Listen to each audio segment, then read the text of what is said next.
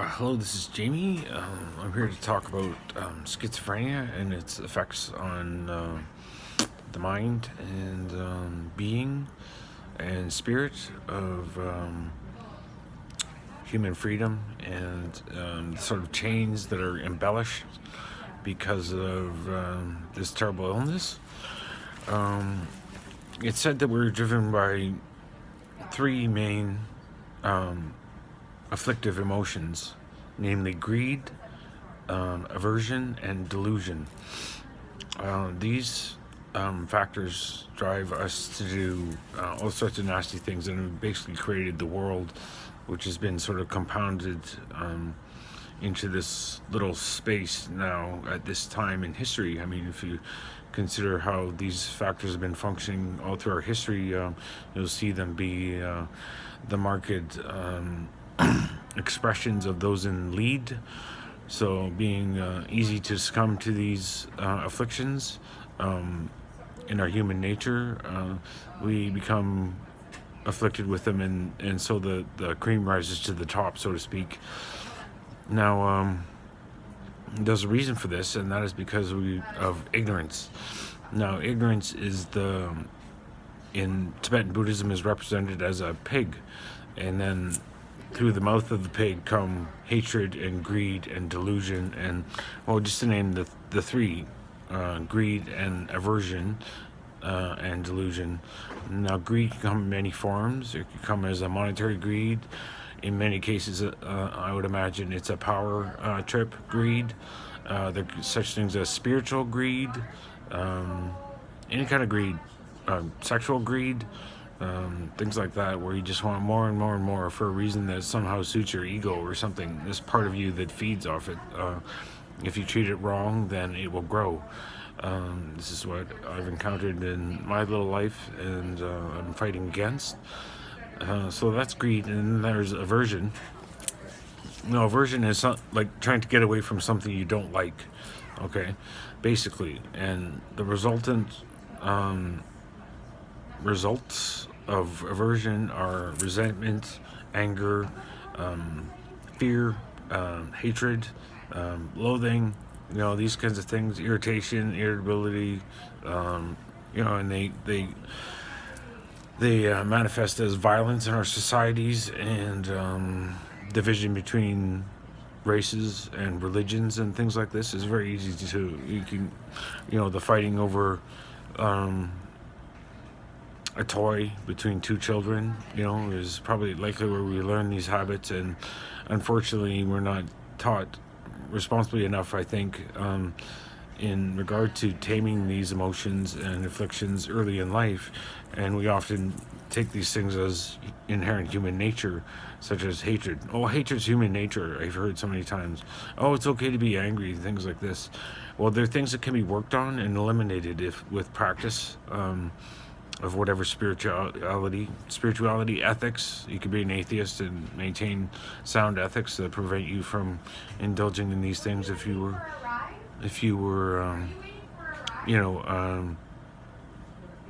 fastidious. I don't even know what that means.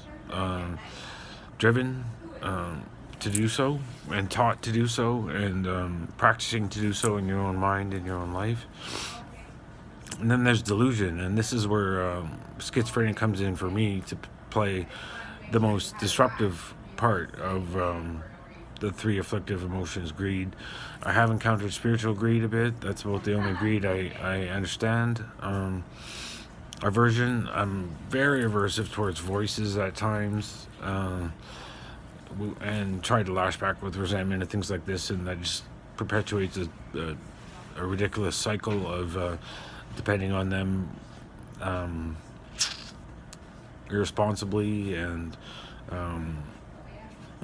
these problems are the delusional problems with the voices are deep rooted with me. I've had schizophrenia for 23 years, so these are my hidden enemies, the ones that I have in my mind, and the enemies that you have outside of your mind, be they insignificant argument people, but someone at work you don't like who you see as an enemy, and you have to, you stew about these thoughts about them and create all sorts of stories about what's going on.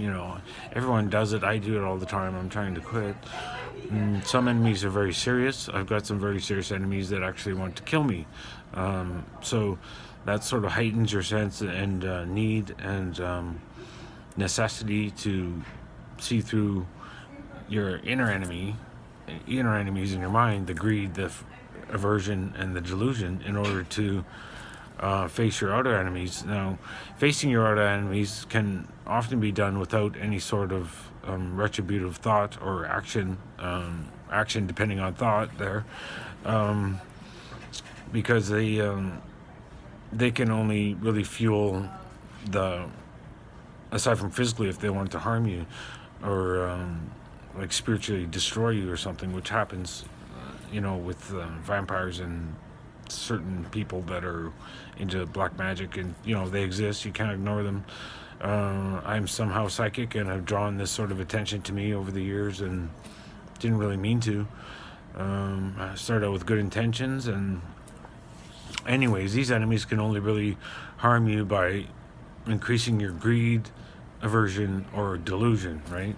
So those are the three afflictive emotions that, driven by ignorance, which we mentioned before, the pig in the Tibetan mandala. The pig represents ignorance, which is a faulty perception of the nature view of reality, which inherently is selfless.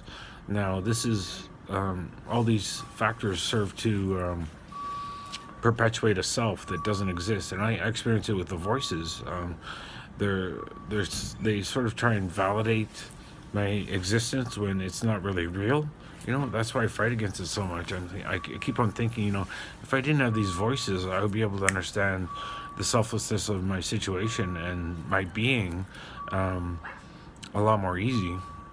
Which is true, because I'm sort of caught in a trap, and paranoia, which could be delusion. In my case, I think a lot of it is real, but I can't really prove it to anyone who has come forth to me to discuss anything, which I've often recommended. If you want to talk to me about anything, just come and talk to me. Be it a friend or an enemy or anybody who's aware of what's going on with me internally. It might be all just in my head, which is something, I prefer it to be, because then I would be under a lot less stress to perform well for the voices. Perform well for voices that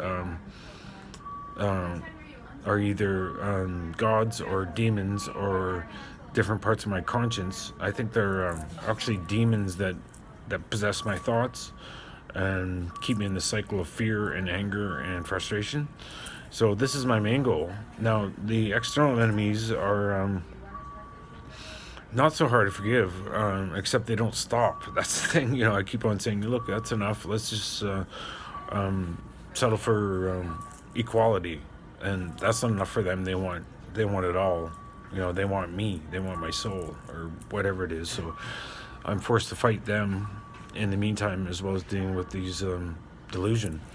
So delusion is the kicker for me. Aversion is a major dilemma because of the delusion, and they sort of feed one another. But the real nature of our human nature is actually, if you look at some of the Eastern philosophies, especially Buddhism, that's what I'm studying, it talks about a mind of clear light, and how the thoughts and emotions that pass over in our minds are actually just clouds obscuring the light of our true nature, so that we're so focused on the clouds, is that no understanding that they pass, and that the nature of the sky is so infinitely more infinite and spacious and bright and pure, that the ignorance, which leads to greed, aversion, and delusion, become such heavy things on our minds, because that's what we focus on, right? Not understanding the true nature. So my goal here in this life, and has been for 23 years, ever since I became ill with schizophrenia, I developed the spirituality that was focused around Buddhism. So my goal is to find an end to these voices, once and for all, understand my true nature of selflessness, not be aversive towards suffering, which is inevitable. It's just how you deal with it, running away from it, or things like that make it worse if you study Buddhism at all. And becoming enlightened. Actually, there's a prayer that I remember that I'll recite right now, and it goes, by the merit of my giving, patience, morality, effort, concentration, and wisdom, may I become altruistically may I achieve unsurpassed altruistic enlightenment for the sake of all sentient beings. And you do that, and you repeat that, and there's actually a really good way of forgiving yourself and enemies as well. It's a prayer you should be saying, or could be saying. You know, I don't remember every night. I'm not that great of a Buddhist, obviously, but it kind of goes like this. First, you start with the people you've harmed, possibly, and you say, for all the people that I have harmed, either intentionally or unintentionally, due to my ignorance. And then I usually start with ignorance because all the other ones stem from ignorance. Due to my ignorance, hatred, recklessness, stupidity, greed, foolishness, pride, and so on and so forth, I ask for your forgiveness. Will you forgive me? And then you start with yourself, and you say, self, for all the times I've harmed you, either intentionally or unintentionally. Now, this is the main thing that I focus on is myself. So, you know, I mean, it could be any of them, you know, but for myself, it's the only one I can do really anything about, and the one I put the onus of responsibility on in my life. So I say to self, for all the times I've harmed you, either intentionally or unintentionally, due to my ignorance, self-loathing,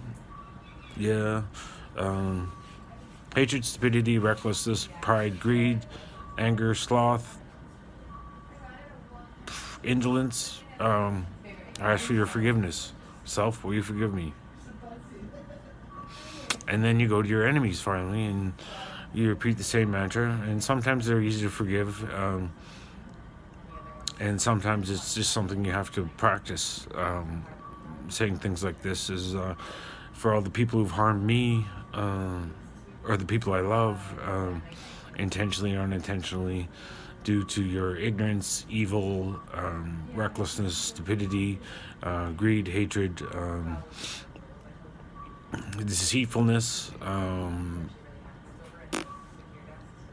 monumentally grander schemes of destruction and things like that, you are forgiven. I forgive you.